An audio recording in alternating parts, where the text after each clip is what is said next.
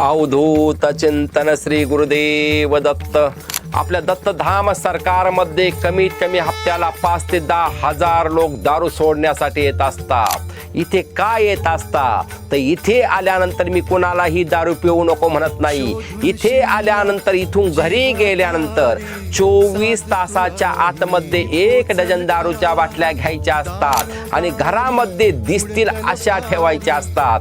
दारू पिण्याची जर इच्छा झाली तर पत्नीचं कर्तव्य असतं की पतीची सेवा करणं। एक पत्नीनं एक टेबल मांडायचा असतो, एक खुर्ची मांडायची असती, शेंगदाणे फुटाणे आणि चकना, दारू वतून द्यायची असती प्यायला।